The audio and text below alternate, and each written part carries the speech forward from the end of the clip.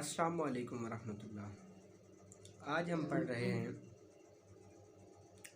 मजज़ूब कौन होता है। दरअसल आम तौर पे जो सालिकीन की मनाजिल पर चलने वाले लोग हैं उन्होंने ये लफ्ज़ बहुत दफ़ा सुना होगा कि जी फ़लाँ बुज़ुर्ग वो अल्लाह के बड़े करीब हैं, वो मजज़ूब हैं।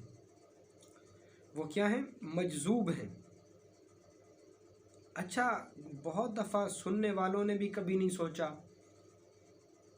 कि मजज़ूब कौन सा दर्जा है विलायत का, या मजज़ूबियत क्या है। आज हम मुख्तसर अल्फाज में ये डिस्कस करेंगे कि मजज़ूब है क्या।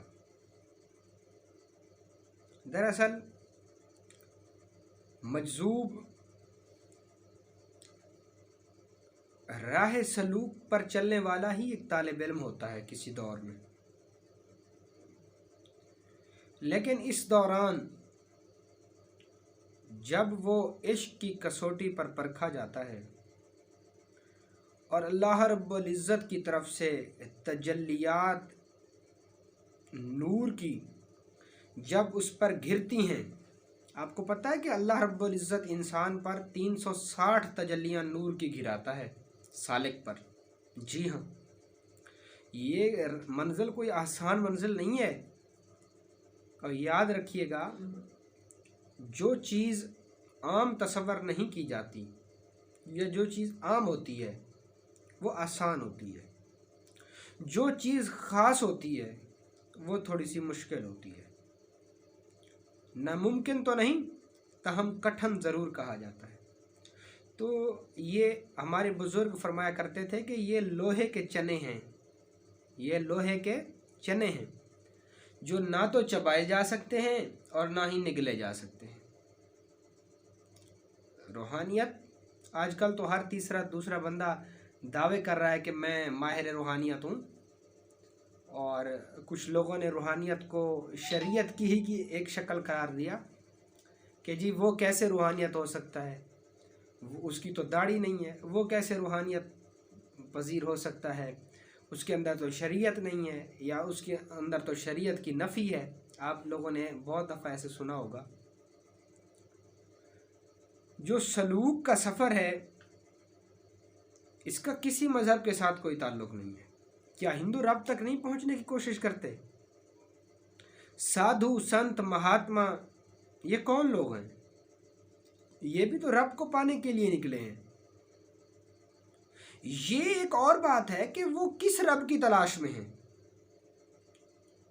वो कुफ्र की तारीकी में हैं या नूर के उजाले में हैं, वो एक और बहस है। लेकिन रब तक पहुंचने का प्रयास हर मजहब में, हर कौम में और हर दौर में किया गया है।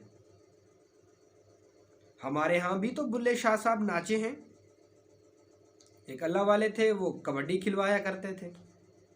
एक बुजुर्ग थे, वो इसी तरह कहते कि दीवारें बना दो ढा दो, बना दो ढा दो, बना दो ढा दो। अब उनका फैज़ इस चीज़ में था। तो क्या ये हमारी शरीयत का हिस्सा है? बिल्कुल भी नहीं। रब को पाने के लिए जो बुजुर्गों ने हीले बहाने बताए और उन रास्तों पर मुर्शिद की बताई हुई हिदायत के मुताबिक चलना, ये राह सलूक है, और इस पर चलने वाला सालिक कहलाता है। तो इसी तरीके से जब ये सफ़र शुरू होता है तो उस वक्त तो इंसान अपने होश व हवास में होता है। उसको एक जुनून होता है कि मैं रब को देखूं, कि रब मेरे अंदर, रब्ता तेरे अंदर वसदा विच कुरान इशारे, कि रब जो मेरे अंदर रहता है मैं उसको ढूंढूं, वो कहाँ है। तो जब कामिल मुर्शिद उसके लताइफात को ज़िंदा करता है, उसका दिल अल्लाह अल्लाह में लग जाता है, उसकी रूह सिर्री अख्फा खफ़ी और इनमें नूर भरना शुरू होता है, और वो शरह सदर यानी अपने सीने की अरवाहों को जगाने में कामयाब होता है, और फिर उस पर तजल्लियात इलाही गिरना शुरू होती हैं। اور ایک سالک پر 360 نور کی تجلیاں وقتاً فوقتاً گرائی جاتی ہیں، جیسے جیسے اس کی منزل وہ اپنی منزل کو آگے بڑھتا ہے۔ اسی طرح جب سالک کو اس کا مرشد، ایک مخلوق ہے ہمارے سر میں، آپ کے اور میرے سر میں سوئی ہوئی ہے، انا، روح ہے انا، جب مرشد اس کو جگاتا ہے تو پھر کیا ہوتا ہے؟ پھر یہ ہوتا ہے کہ انسان پر ایسی تجلی گرتی ہے کہ جس سے انسان کی روح رب کا دیدار کر سکتی ہے۔ شاید آپ کو یہ مضحکہ خیز بات لگے، شاید آپ کے لیے یہ بات عجیب ہو، لیکن سالکین اس بات کو بآسانی سمجھتے ہیں۔ جن لوگوں کے مشاہدات میں سے یہ چیز گزری ہے وہ بآسانی اس کو جانتے ہیں۔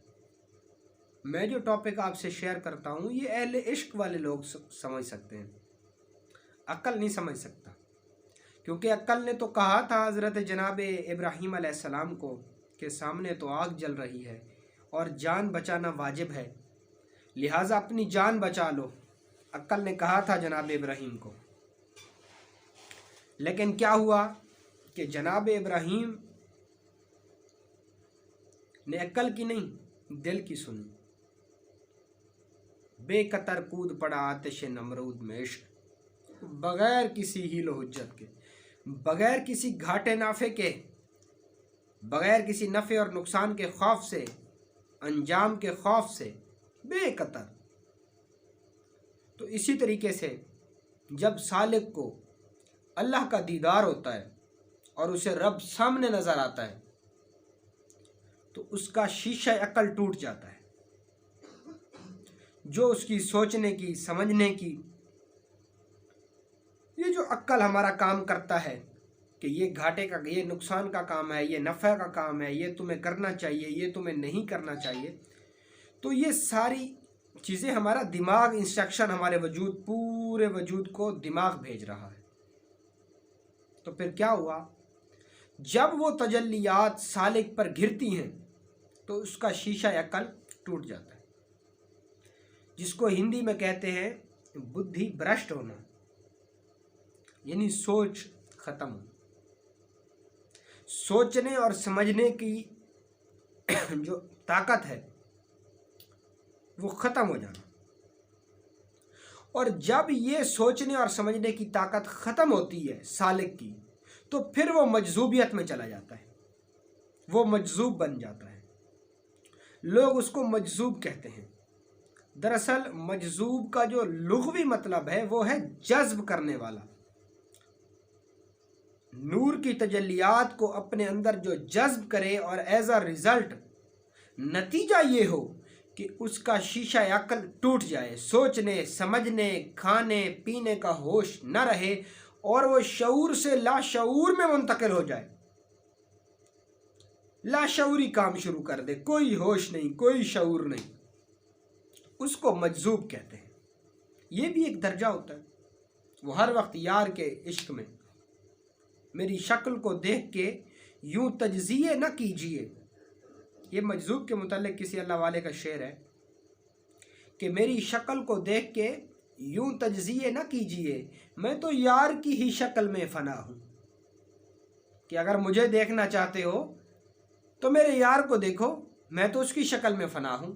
یہ مجذوبیت ہے، یعنی جب اس پر تجلیات الہی گرتی ہیں تو اس کا شیشہ عقل ٹوٹ جاتا ہے، اس کی سوچنے اور سمجھنے کی صلاحیت سلب ہو جاتی ہے، جس سے وہ مجذوبیت میں داخل ہو جاتا ہے۔ پھر اس کو کسی چیز کا، دنیا کا کوئی خوف نہیں ہوتا، اس کو دھوپ نہیں ستاتی، اس کو سردی نہیں لگتی، اس کو گرمی کا احساس نہیں ہوتا، اس کو نفع نہیں ہوتا، اس کو نفع کی خوشی نہیں ہوتی، اور اس کو موت کا، نقصان کا غم نہیں ہوتا۔